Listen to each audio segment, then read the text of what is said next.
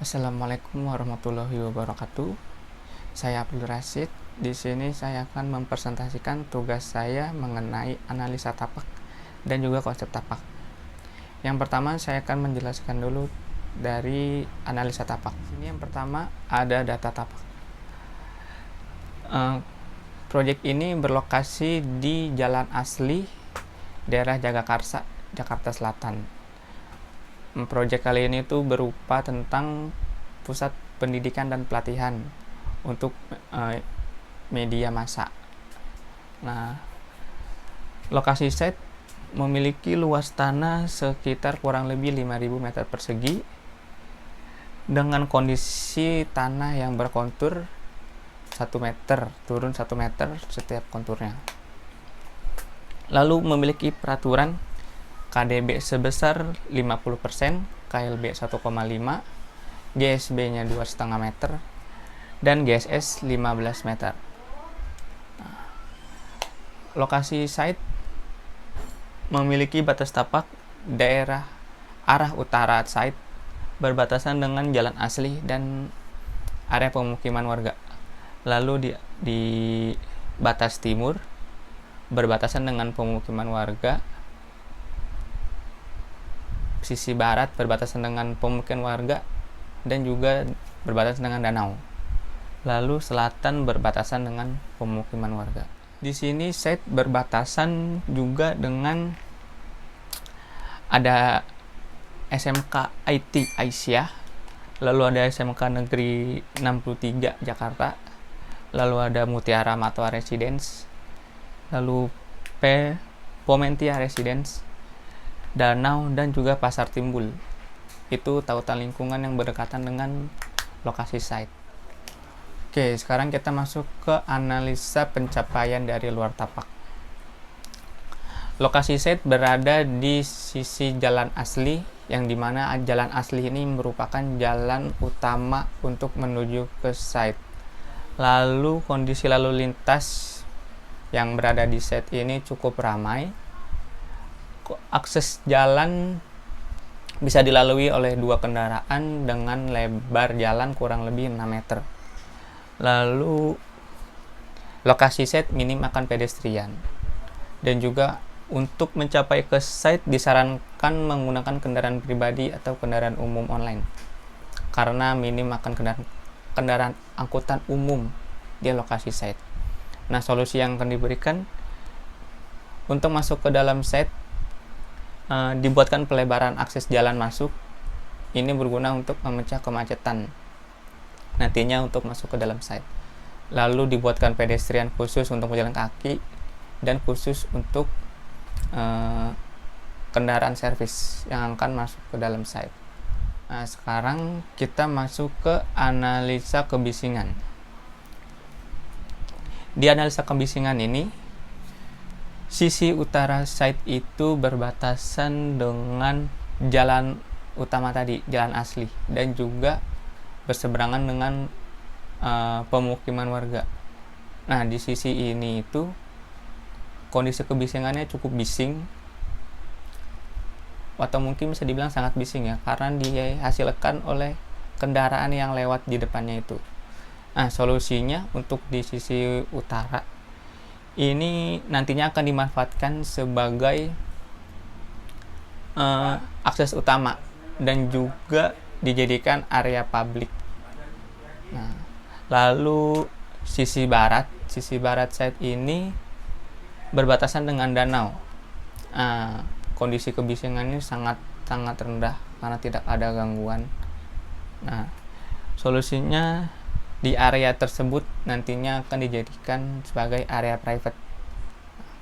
Lalu untuk di area sisi timur dan selatan, karena kedua sisi ini sama, yaitu berbatasannya dengan pemukiman warga, kondisi kebisingan yang dihasilkan ini rendah atau sedang, bisa dibilang sedang, karena tidak terlalu bising, mungkin hanya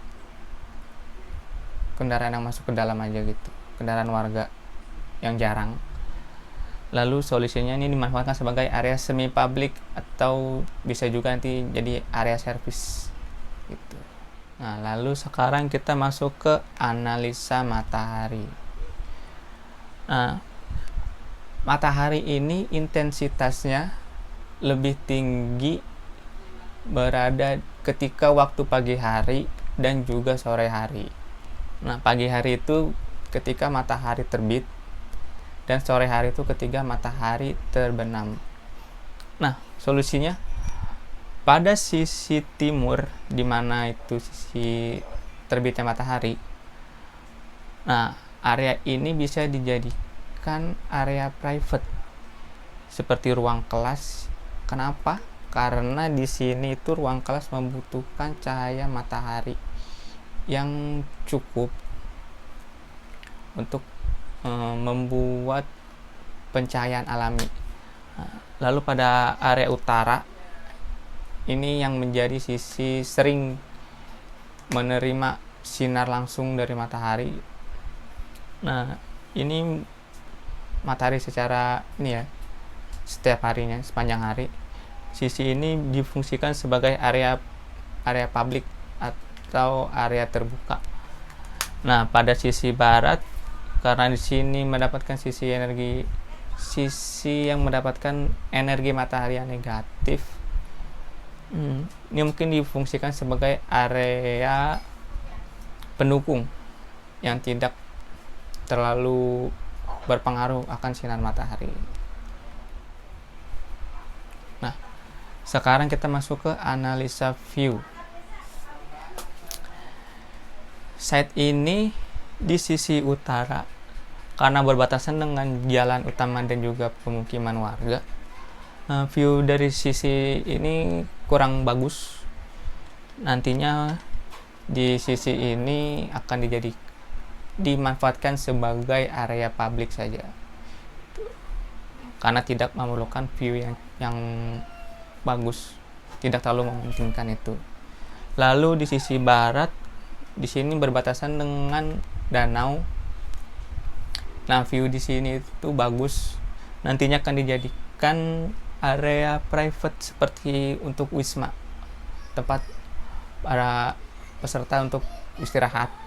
Karena di sini selesai nanti dia pelatihan, mereka butuh pemandangan sejenak gitu. Lalu di sisi timur dan selatan ini berbatas dengan pemukiman warga.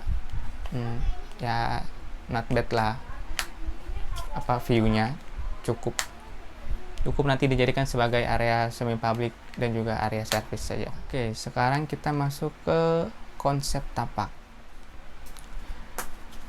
Nah, di konsep tapak ini, karena tadi kita sudah menganalisa, nah di konsep tapak ini kita menentukan dulu zoning tapaknya. Nah, dari analisa pencapaian tadi didapatkan zoning seperti ini.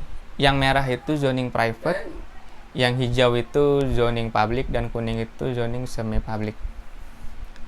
Ini untuk yang ini itu untuk zoning sirkulasi, analisa pencapaian sirkulasi. Ini zoning analisa kebisingan. Lalu ini zoning analisa matahari, dan ini zoning analisa view. Nah, dari keempat zoning ini di superimpose, diambil titik yang sering terjadi. Nah, darilah kesimpulan seperti ini. Zoning publik berada di sisi utara, semi publik ada di sisi timur, lalu di sisi barat menjadi zoning private. Seperti itu.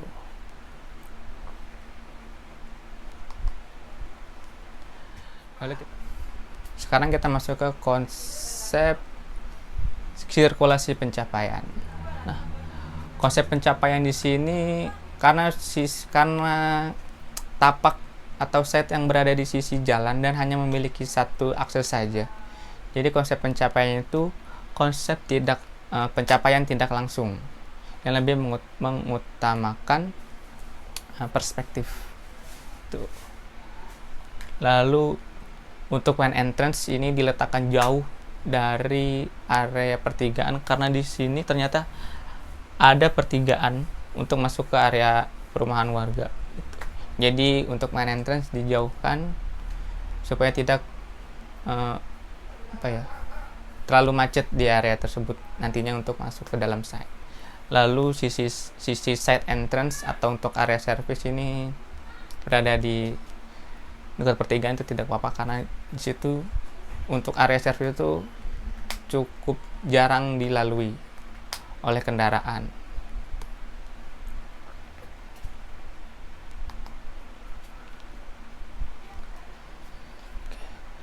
Sekarang kita masuk ke konsep peletakan massa bangunan.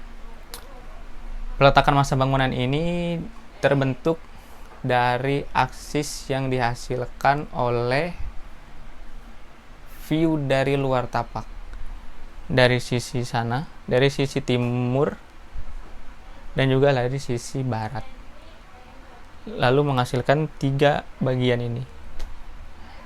Kurang lebih seperti ini nantinya, dan ini 3D nya nanti kita lihat. Nah, ini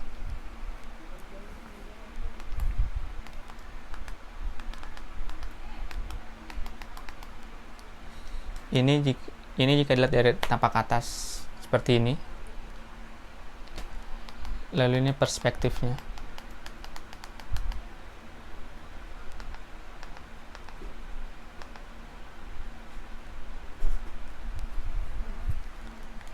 Itu. Oke, sekian presentasi yang dapat saya berikan. Apabila ada kekurangan mohon dimaafkan. Wabillahi taufiq wal hidayah. Wassalamualaikum warahmatullahi wabarakatuh.